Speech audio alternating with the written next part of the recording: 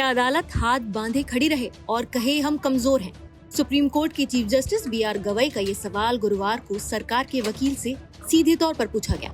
अदालत इस समय उस संवैधानिक मुद्दे पर सुनवाई कर रही है जिसमें सवाल उठ रहा है कि क्या राज्यपाल और राष्ट्रपति को विधानसभा से पारित बिलों पर निर्णय लेने के लिए एक तय समय सीमा में बांधा जा सकता है। दरअसल राष्ट्रपति की ओर से सुप्रीम कोर्ट में एक संवैधानिक रेफरेंस दाखिल किया गया है। इसी के आधार पर संविधान पीठ में बहस जारी है। गुरुवार को सरकार का पक्ष रखते हुए सॉलिसिटर जनरल तुषार मेहता ने जोर देकर कहा कि अनुच्छेद 200 राज्यपाल को व्यापक विवेकाधिकार देता है। उनके अनुसार राज्यपाल अपने विवेक से किसी बिल पर निर्णय लेते हैं और ये पूरी तरह संवैधानिक और राजनीतिक शिष्टाचार के अनुरूप है। उन्होंने तर्क दिया कि ऐसी स्थिति में अदालत द्वारा समय सीमा तय करना गलत होगा, क्योंकि राज्यपाल और राष्ट्रपति स्वयं संवैधानिक संस्थाएं हैं और अदालत उनके कार्यक्षेत्र में दखल नहीं दे सकती।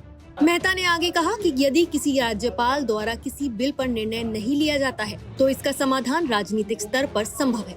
प्रतिनिधिमंडल प्रधानमंत्री या राष्ट्रपति से मिल सकता है और संवैधानिक ढांचे के भीतर राजनीतिक परिपक्वता से मसले का समाधान निकाला जा सकता है। उन्होंने अदालत को चेताया कि ऐसे मामलों पर कोर्ट द्वारा टाइमलाइन तय करना संवैधानिक ढांचे के लिए खतरनाक होगा। लेकिन सुप्रीम कोर्ट इस दलील से संतुष्ट नहीं हुआ। CJI B R. गवई ने कड़ा रुख अपनाते हुए कहा कि यदि कोई संवैधानिक संस्था बिना किसी वैध कारण के अपना काम नहीं कर रही है तो अदालत चुपचाप हाथ बांधकर खड़ी नहीं रह सकती। उन्होंने दो टूक कहा, हम संविधान के अंग हैं। अगर संविधान संस्थाएं काम करने से पीछे हटेंगी तो हमें कुछ न कुछ निर्णय करना ही होगा।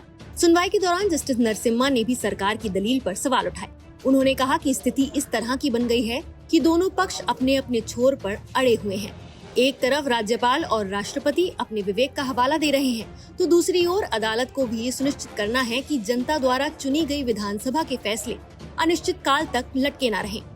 उन्होंने टिप्पणी की, ठीक है, कोई टाइमलाइन तय नहीं करेगा, लेकिन एक प्रक्रिया तो होनी ही चाहिए।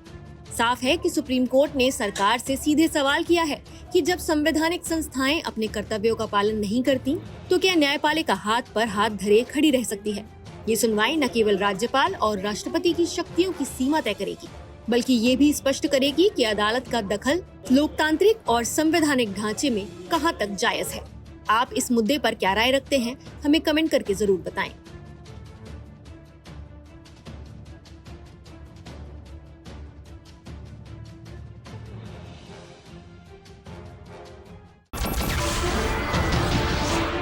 नमस्कार, मैं हूं मानक गुप्ता।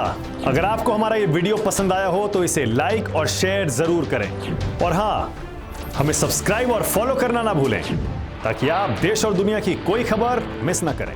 तो जुड़े रहिए हमारे साथ और देखते रहिए न्यूज़ 24।